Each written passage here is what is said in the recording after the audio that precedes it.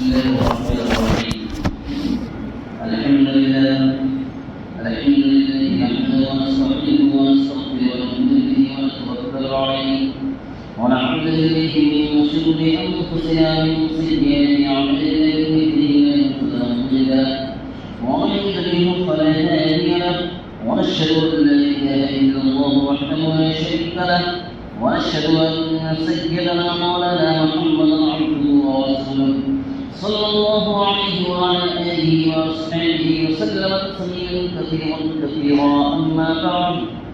فقد قال الله تبارك وتعالى في كلامه المجيد والفرقان الحميد أعوذ بالله من الشيطان الرجيم بسم الله الرحمن الرحيم إن عدة الشهور عند الله 12 شهرا في كتاب الله يوم خلق السماوات والأرض منها 4 حرم ذلك الدين القيم فلا تظلموا فيهن أنفسكم وقاتلوا المشركين كافة كما يقاتلونكم كافة واعلموا أن الله مع المتقين.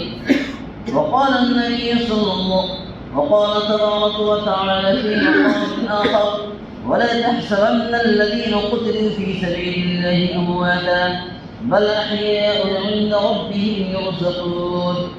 صدق الله العلي العظيم وصدق رسوله النبي الكريم ونحن على ذلك لمن الشاهدين والشاكرين والحمد لله رب العالمين. رب اشرح لي صدري ويسر لي امري واحلل عقدة من لساني يفقهوا قولي. ربي زدني علما ربي زدني علما ربي زدني علما. ماتم وہ کرے جو منکر ہو حیات شہداء کے، ماتم وہ کرے جو منکر ہو حیات شہداء کے، ہم زندہ جاوید کا ماتم نہیں کرتے. قابل قدر سامعین کرام اور میرے عزیز دوستوں اور میرے نوجوان ساتھیوں، سب سے پہلے تو ہم سب اللہ رب العزت کا شکر ادا کرتے ہیں کہ اللہ تبارک و تعالیٰ نے ہمیں اور آپ کو اس جمعہ کی بابرکت مجلس میں جمعہ کی نماز سے پہلے تھوڑی دیر بیٹھنے کی توفیق نصیب عطا فرمائی ہے. جیسا کہ بات چل رہی تھی اس سے پہلے کہ ماہ محرم الحرام کا مہینہ چل رہا ہے اور ماہ محرم الحرام اسلامی مہینے کا آغاز ہے. اسلامی مہینے کا آغاز اور شروعات ہے ماہ محرم الحرام سے. اور ماہ محرم الحرام میں ایک دن ہے جو بہت ہی خاص اور اہم اور مقدس دن مانا جاتا ہے، وہ عاشورہ کا دن ہے. وہ عاشورہ کا دن خاص طور پر حضرت رسول پاک جناب محمد رسول اللہ صلی اللہ علیہ وسلم کی زندگی سے پہلے ہی، ان کی حیات سے پہلے ہی اور نواز رسول کو کرب و بلا میں شہید کرنے سے پہلے ہی عاشورہ کی اہمیت اور فضیلت ہے. اس سے پہلے ہی اس کی اہمیت اور فضیلت ہے. اور یہ مقدس مہینے میں اللہ تبارک و تعالیٰ نے فرمایا ہے ان عدت الشہور عند اللہ 12 شہرا، بے شک اللہ کے نزدیک مہینوں کی گنتی 12 مہینے ہیں. مہینوں کی گنتی جو ہے یہ 12 مہینے ہیں. ان میں سے 4 مہینے حرمت والے ہیں. 4 مہینے حرمت والے قرار دیے گئے ہیں. منہا 4 حرم، وہ حرمت والے مہینے ہیں جس میں اس زمانے میں بھی قریش مکہ کے زمانہ ہو، اس وقت کفار قریش کا زمانہ ہو یا اس سے پہلے بھی لوگ حرمت والے اور مقدس مہینے قرار دیتے تھے. یہاں تک کہ جنگ کو بھی روک دیا کرتے تھے. جنگ آپس میں جب ہوتی تھی وہ آپسی جنگ و جدال کو بھی روک دیتے تھے. کہتے تھے یہ 4 مہینے حرمت والے ہیں: شوال، ذی القعدہ، ذی الحجہ. رجب کا پہلا مہینہ، پھر ذی الحجہ، ذی القعدہ اور ذی الحجہ کے مہینے، اور پھر چوتھا مہینہ یہ محرم الحرام کا مہینہ. ذی القعدہ، ذی الحجہ اور محرم الحرام یہ 3 مہینے لگاتار ہے. اور ایک مہینہ رجب المعجل. یہ 4 مہینے حرمت والے ہیں، مقدس مہینے قرار دیے گئے. تو اس مقدس مہینے میں حضرت رسول اللہ علیہ السلام کے معاملات کیا تھے؟ کیونکہ ماہ محرم الحرام کے آنے سے پہلے ہی لوگوں کے ذہنوں میں ایک بدعت و خرافات والی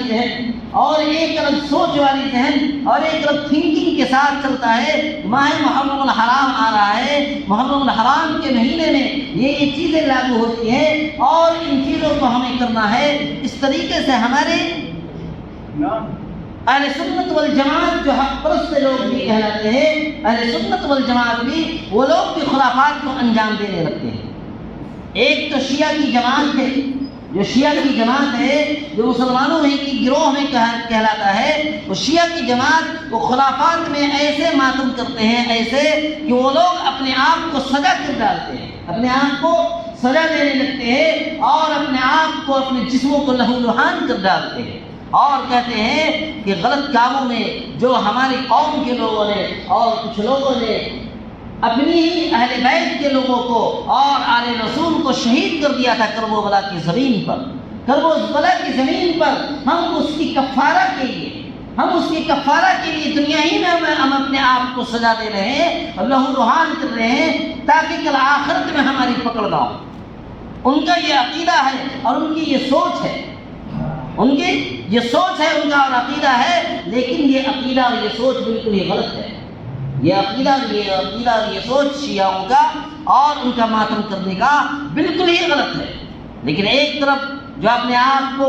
اہل سنت والجماعت کہلاتی ہے کہ میں سنت والجماعت سے تعلق رکھتا ہوں، میں حق پرست ہوں، میں سنی جماعت ہوں، وہ لوگ ایک طرف ایسی خرافات کو انجام دیتے ہیں، ایسے خرافات کو، ایسے بدعات کو کہ لگتا ہی نہیں ہے کہ ان کے اندر کوئی انسانیت نام کی چیز ہو، ان کے اندر انسانیت کی نام کی کوئی چیز ہو۔ حضرت حسین رضی اللہ تعالیٰ میدان کربلا میں کوفیوں نے دغا بازی کے ساتھ بلایا تھا، کوفیوں نے سب سے پہلے تو حضرت رسول پاک علیہ الصلوۃ والسلام کے نواسے رسول کو ان لوگوں نے دھوکہ دے کر کے بلایا، کیونکہ حضرت حسین رضی اللہ عنہ مکہ المکرمہ میں بہت ہی امن اور سکون کے ساتھ رہ رہے تھے، لیکن کوفی لوگ، یہ عراق کے لوگوں نے 12 وفود بھیج کر کے، 12 خطوط کو بھیج کر کے آپ آئیے، ہم آپ کے حق میں بیعت کرنے کے لیے تیار ہیں، کیونکہ اس سے پہلے اس وقت کے گورنر جو مدینہ میں گورنر تھا وہ مدینہ کے گورنر وہ یزید کی طرف سے بیعت لینے کے لیے عبداللہ بن عمر رضی اللہ عنہ، عبداللہ بن عباس رضی اللہ عنہ، عبداللہ بن زبیر رضی اللہ عنہ، ان تمام لوگوں کو کنوینس کر رہا تھا، ان لوگوں کو اکسا رہا تھا کہ آپ لوگ ہمارے ہاتھ پر یزید کے نام پر بیعت کر لیجیے۔ تو ان لوگوں نے تمام کے تمام لوگ مدینہ المنورہ سے مکہ المکرمہ جو امن کی جگہ ہے وہاں پہ تشریف لے آئے، اور حسین رضی اللہ عنہ نے بھی دوسرے نمبر پہ کہا گیا کہ آپ یہاں یزید کے ہاتھ پر بیعت کر لیجیے، تو رات سفر کر کے مکہ المکرمہ آ گئے۔ تو یزید دیکھا کہ حالات بگڑ رہے ہیں تو گورنر ہی کو تبدیل کر ڈالا، گورنر کو جو سب سے شقی گورنر تھا اور بدبخت گورنر کو بیٹھایا اور زبردستی کرنے کو آمادہ کیا۔ تو جب لوگوں کو پتہ چلا، کوفہ والوں کو اور عراق کے لوگوں کو، تو ان لوگوں نے وفود اور خطوط بھیجے کہ آپ یزید کے ہاتھوں پہ بیعت کرنے سے آپ نے انکار کر دیا، اب آپ کے ہاتھ پہ ہم بیعت کریں گے، آپ ہمارے یہاں تشریف لے آئیے۔ یہاں تک کہ بہت سارے خطوط روانہ کیے، یہاں تک کہ بڑے بڑے صحابہ کرام عبداللہ بن عمر رضی اللہ عنہ، عبداللہ بن عباس رضی اللہ عنہ، عبداللہ بن زبیر رضی اللہ عنہ، بڑے بڑے صحابہ کرام نے کہا کہ آپ کوفہ کے علاقے میں روانہ نہ ہوئیے، آپ عراق کے علاقے میں مت جائیے، کیونکہ آپ کے والد محترم حضرت علی کرم اللہ وجہہ شیر خدا کے ساتھ ان لوگوں نے دھوکہ دڑی کی ہے، ان لوگوں نے دھوکہ دڑی کی ہے، ان لوگوں نے دھوکہ دیا ہے۔ تو جب ایسی بات آئی تو کہا کہ میں پہلے قاصد روانہ کرتا ہوں، میں پہلے حالات کا جائزہ لینے کے لیے حالات کیسے ہیں میں اپنے کچھ لوگوں کو میں بھیجتا ہوں۔ تو حضرت مسلم بن عقیل رضی اللہ عنہ کو انہوں نے روانہ کیا، حسین رضی اللہ عنہ نے حضرت مسلم بن عقیل رضی اللہ عنہ کو روانہ کیا کہ جاؤ، جا کر کے حالات دیکھ کر کے آؤ کہ کیسے حالات ہیں کوفہ میں، عراق والوں کے اور کوفہ والوں کے کیسے حالات ہیں۔ جب وہ وہاں پہ تشریف لے گئے مسلم بن عقیل رضی اللہ عنہ تو ان کے ہاتھوں پہ ہزاروں لوگوں نے بیعت کر لیا، ان کے ہاتھوں پہ ہم حسین رضی اللہ عنہ کی طرف سے ہم قاصد بنا کر کے اور ایلچی بنا کر کے بھیجے گئے ہیں، تو ہم آپ کے ہاتھ پہ بیعت کرتے ہیں کہ ہم حسین رضی اللہ عنہ کے ساتھ ہیں،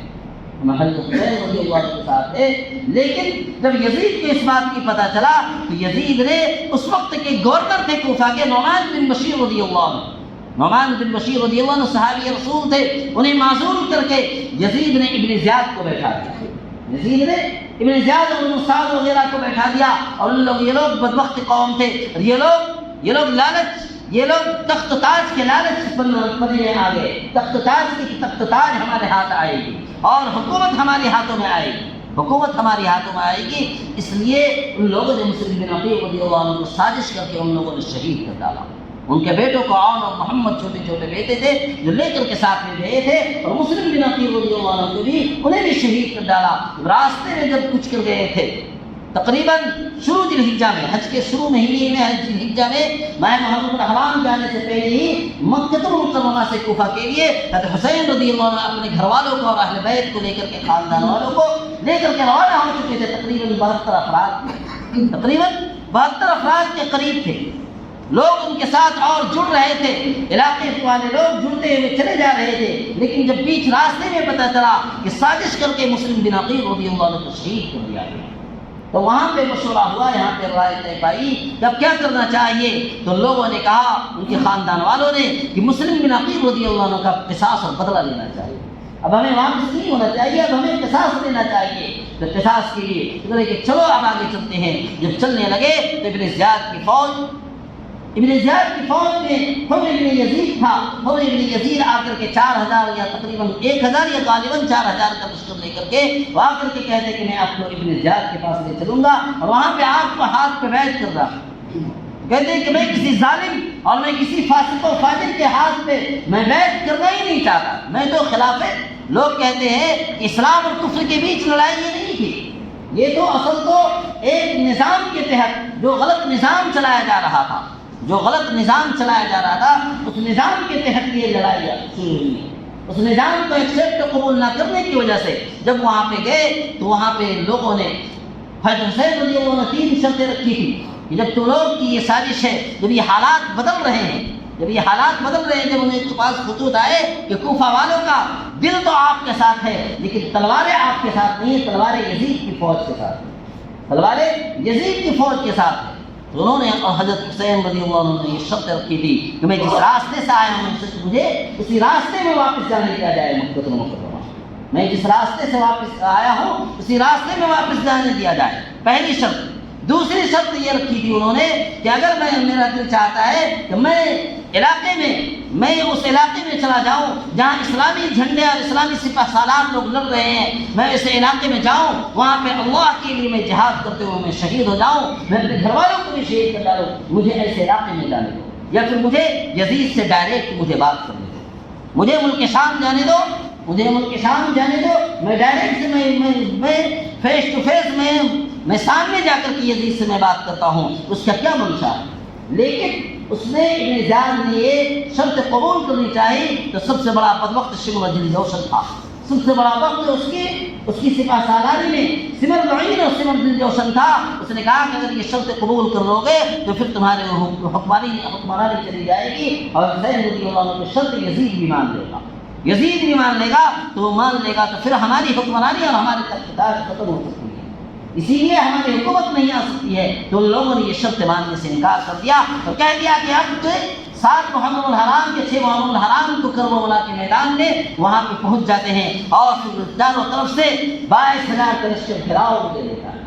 22,000 کا لشکر کربلا کے میدان میں گھیراؤ میں لے لیتا ہے۔ تو حسین رضی اللہ عنہ کے 72 افراد اہل خانہ کو اہل خاندان کو۔ تو میرے دوستو، بتانے کا یہ مقصد ہے کہ ایک نظام کے خلاف علم بغاوت بلند کیے، ایک نظام کے خلاف ان لوگوں نے یہاں تک کہ پانی بھی بند کر دیا، کہ اب آپ کے پاس جب تک کہ آپ ہمارے ہاتھ میں بیعت نہیں فرمائیں گے یزید کے لیے، تب تک کہ آپ کے لیے زمین کو تنگ کر دیا جا رہا ہے، آپ کی زمین کو تنگ کر دیا جا رہا ہے۔ تو حضرت حسین رضی اللہ عنہ کہہ دیا تب تو شہادت کا وقت لگ رہا آ چکا ہے، ان کی اونگ آ گئی، نیند آ گئی، کہتے ہیں کہ میرے آمنے سامنے لگ رہا ہے کہ موت گھوم رہی ہے اور موت کے ساتھ ہی چل رہے ہیں، تو اللہ ہم نے سمجھ لیا کہ اب ہماری شہادت کا وقت بہت ہی قریب ہے۔ لوگ کہتے ہیں شہادت کا وقت بہت قریب آ چکا ہے، 7 محرم الحرام۔ پھر یہ مشورہ طے پایا کہ اب تو شہادت کے علاوہ کوئی راستہ نہیں ہے، یہ لوگ راستہ ناکہ بندی کر رہے ہیں۔ تو حضرت علی اکبر سب سے پہلے، حضرت علی اکبر رضی اللہ عنہ جو ان کے سب سے بڑے بیٹے تھے، سب سے پہلے ان کی شہادت ہوئی ہے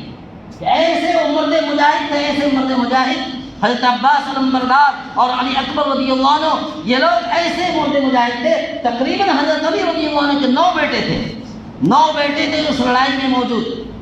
اس کرب و بلا کی زمین میں 9 بیٹے موجود تھے، 3 یا 4 شادیاں تھیں، 3 یا 4 شادیوں سے 9 بیٹے موجود تھے وہاں پہ، 9 بیٹے ان مبارک جنگے اور کرب و بلا کے میدان میں وہ شہید ہو گئے۔ ایسے وہ لوگ تھے، ایسے وہ کہتے ہیں کہ حضرت علی اکبر رضی اللہ عنہ جب ان کے فوج کی طرف جب بڑھتے تھے، ان کے پہلی صف میں لوگ 100-150 آدمی ہوتے تھے، ان کے پورے صفوں کو تاراج کر دیتے تھے اور گردنیں اتار کر کے واپس آ جایا کرتے تھے۔ کہتے تھے حضرت حسین رضی اللہ عنہ سے، اگر یہ لوگ چند قطرے اگر پانی کا دے دیتے تو ان کی فوج کو میں اکیلے الٹ کر کے رکھ دیتا، اگر چند قطرے پانی کا دے دیتے، لیکن چند قطرے پانی کا دے دیں تو شمر لعین کہتا ہے، ابن زیاد کہتا ہے کہ تم لوگ اکیلے نہیں سکو گے ان سے لڑنے، یہ لوگ حضرت رسول پاک کے خاندان کے ہیں، یہ لوگ اہل بیت ہیں، اور یہ لوگ حسین رضی اللہ عنہ کے جنت کے نوجوانوں کے سردار ہیں، میں بھی جانتا ہوں، تم لوگ چاروں طرف سے تیر کی بوچھار کرو، چاروں طرف سے تیر کی بوچھار ہوتی ہے، ان کی گلے میں تیر اتر جاتا ہے تو گھوڑے سے اتر جاتے ہیں، اس طریقے سے ان لوگوں کی شہادت ہوئی۔ ایسے وہ نظام کے خلاف حسین رضی اللہ عنہ کے خاندان کرب و بلا کے میدان میں ان کی مٹی، اس مٹی میں وہ لوگ شہید ہوئے، یہاں تک کہ محرم الحرام غالباً جمعہ کا مبارک دن تھا، جمعہ کا مبارک دن، اس دن وہ حضرت حسین رضی اللہ عنہ کو شہید کیا گیا نماز کی حالت میں، صلاۃ خوف پڑھتے ہوئے ان لوگوں نے شہید کر ڈالا۔ کیوں؟ کہ وہ لوگ اس نظام کو ماننا نہیں چاہتے تھے جو حق پرستوں کی پہچان۔ آج لوگ کہتے ہیں کہ شہید کی ماتم ہم کریں گے، شہید کا ماتم نہیں ہے، کیونکہ شہید ہمیشہ کے لیے زندہ ہے۔ وَلَا تَحْسَبَنَّ الَّذِينَ قُتِلُوا فِي سَبِيلِ اللَّهِ أَمْوَاتًا، کہ تم لوگ جو اللہ کے راستے میں قتل کر دیے گئے، شہید کر دیے گئے، انہیں مردہ مت سمجھو، انہیں مردہ مت جانو، بل احیاء عند ربهم يرزقون، بلکہ وہ زندہ اپنے رب کے پاس وہ رزق دیے جا رہے ہیں، اپنے رب کے پاس وہ رزق پاتے ہیں، وہ رزق ان کو دیا جا رہا ہے۔ ایسی حالت تو میرے دوستو بتانے کا مقصد یہ ہے کہ چاہے خوشی کا منانا یا غم منانا، یہ ماہ محرم الحرام میں کسی طریقے سے گنجائش نہیں ہے۔ حق پرستوں کی پہچان یہ ہونی چاہیے، کہ ماہ محرم الحرام کا مہینے میں عاشورہ کے دن میں خالف الیہود کرتے ہوئے، یہودیوں کی مخالفت کرتے ہوئے روزہ رکھنا۔ صوموا التاسع والعاشر خالف الیہود، کہ تم لوگ روزہ رکھو 9 اور 11 یا پھر 9 اور 10 اور 11۔ حضرت علامہ انور شاہ کشمیری رحمۃ اللہ علیہ اپنے ملفوظات میں فرماتے ہیں اس پہلی شکل عاشورہ کے روزہ رکھنے کا 9، 10، 11 یہ افضل ہے، 9، 10، 11 تینوں روزہ رکھنا یہ افضل ہے۔ کوئی نہیں سک رہا ہے 9، 10 رکھ لے یا 10، 11 رکھ لے، 9، 10 رکھ لے یا 10، 11 رکھ لے، یہ دوسری شکل۔ اگر اتنا بھی نہیں سک رہا ہے تو کم سے کم ایک روزہ، تیسری شکل یہ کراہت تنظیم کے ساتھ، ناپسندیدہ کے ساتھ یہ کہا گیا ہے کہ ایک روزہ بھی رکھ لے تو اللہ تبارک و تعالیٰ اس کی فضیلت یہ دے دے گا کہ اس کے پچھلے 1 سال کی گناہ اللہ تبارک و تعالیٰ معاف فرما دے گا، اس کے پچھلے سال کے ایک پورے کے پورے گناہ معاف فرما دے گی۔ حق پرستوں کی پہچان یہ ہونی چاہیے کہ اللہ کے رسول صلی اللہ علیہ وسلم جو ہجرت کر کے مکہ المکرمہ سے مدینہ المنورہ تشریف لائے تو انہوں نے روزہ رکھتے ہوئے یہودیوں کو دیکھا کہ وہ روزہ رکھ رہے ہیں، کہ تم کس بنا پر روزہ رکھتے ہو؟ تو کہتے ہیں کہ اس ماہ محرم الحرام کے عاشورہ کے دن اللہ تبارک و تعالیٰ کی طرف سے حضرت موسیٰ علیہ السلام کو فرعون کی قوم سے نجات ملی، تھی، اسی کے شکرانے کے طور پر ہم لوگ روزہ رکھ رہے ہیں۔ تو اللہ کے رسول صلی اللہ علیہ وسلم فرماتے ہیں کہ ہم زیادہ حقدار ہیں، موسیٰ علیہ السلام سے تعلق ہمارا زیادہ ہے تو ہم کیوں نہ روزہ رکھیں؟ اسی لیے لیکن صحابہ کرام سے فرمایا کہ یہودیوں کو مخالفت کرتے ہوئے 9، 10 کا روزہ رکھ لو یا 10، 11 کا رکھ لو، اس طریقے سے۔ لیکن کوئی اگر ایک روزہ بھی رکھ لے تو ثواب حاصل ہو جائے گا، کراہت تنزیہ کے ساتھ تھوڑی ناپسندیدگی ہے، لیکن اللہ تعالیٰ فضیلت، اللہ کی طرف سے وہ فضیلت حاصل ہو جائے گی، وہ فضیلت مل جائے گی۔ اس لیے ہمیں چاہیے کہ 9 یا 10 یا 10، 11 آدمی 1-2 دن روزہ رکھنا چاہیے اور اس دن زیادہ سے زیادہ شہدائے کربلا کے لیے ایصال ثواب کرنے کا اہتمام کریں۔ شہدائے کربلا اور تمام امت مسلمہ کے لیے، تمام امت مسلمہ کے ارواح کے لیے ایصال ثواب کریں، خرافات کو انجام نہ دیں۔ یہ بنوٹ اور اکھاڑا اور یہ تعزیہ داری اور یہ خرافات اور یہ شمشیر زنی اور یہ جلوس، یہ سب خرافات اور بدعات ہے۔ ان سب چیزوں سے اسلام کا کوئی تعلق نہیں ہے۔ جو کہتے ہیں کہ ہم حسینی ہیں، ہم حسینی، ارے حسین رضی اللہ عنہ بے نمازیوں سے جہاد کیا تھا، بے نمازیوں سے جہاد کیا، شرابیوں سے جہاد کیا اور اس نظام کے خلاف علم بغاوت بلند کیا۔ آج وہی خرافات کو لوگ انجام دیتے ہیں اور کہتے ہیں کہ ہم حسین رضی اللہ عنہ ماننے والے ہیں۔ یہ سب کے سب جھوٹے دعوے ہیں، یہ سب کے سب جھوٹے دعوے ہیں اور خرافات کے دعوے ہیں اور بکواس کرنے والے لوگ ہیں۔ ان کا کوئی تعلق نہیں ہے حسین رضی اللہ عنہ کی سیرت سے۔ حضرت حسین رضی اللہ عنہ کی سیرت سے ایک دور دور تک کوئی تعلق نہیں ہے، دور دور تک کوئی تعلق نہیں ہے۔ حسین رضی اللہ عنہ کی سیرت سے تعلق رکھنا ہے تو سب سے پہلے ان کی رسی کو مضبوطی سے تھامنا ہوگا۔ اپنے نانا کو امتیوں کو پیغام دے کر دے گئے کہ شہدائے کربلا کے میدان میں، کربلا کی زمین میں انہوں نے نماز پڑھتے ہوئے نماز کی حالت میں شہادت لی ہے۔ یہ پیغام دے گئے کہ ایسی حالت میں بھی نماز معاف نہیں ہے، ایسی حالت میں بھی، جہاد کی حالت میں بھی نماز معاف نہیں ہے۔ آج ہم کہتے ہیں کہ ہماری نمازیں معاف ہو جائے، آج ہماری نمازیں معاف ہو جائے، آج ہم نمازیں چھوڑ کر کے خرافات کو انجام دیں، یہ ہو ہی نہیں سکتا ہے۔ اس لیے ہمیں چاہیے کہ اللہ تبارک و تعالیٰ نے ہمیں ایسی زندگی عطا فرمائی ہے اور ایسے ہمارے اسلاف کے واقعات ہیں، ان اسلاف کے واقعات آپ پڑھیں گے، ان اسلاف کی تاریخ اور سیرتوں کو پڑھیں گے تو آپ کے رونگٹے کھڑے ہو جائیں گے، آپ کے رونگٹے کھڑے ہو جائیں گے۔ ایسی قربانی سے بھری پڑی ہے تو ہم سے اتنی قربانی نہیں مانگی جاتی ہے، ہم سے تھوڑی قربانی مانگی جاتی ہے کہ تھوڑی قربانی دے کر کے اللہ کے رسول کی طرف، اللہ کے رسول کے قدموں کے آگے ہم اپنے آپ کو نچھاور کر دیں۔ اللہ تبارک و تعالیٰ ہمیں ان باتوں پہ عمل کی توفیق نصیب فرمائے۔ وآخر دعوانا ان الحمد للہ رب العالمین۔ صفوں کے درست کر لیں، جو حضرات نیچے اوپر تشریف لے، اوپر پوری جگہ خالی ہے، دائیں سائڈ پورا پڑ جائے، دائیں سائڈ پورا خالی ہے۔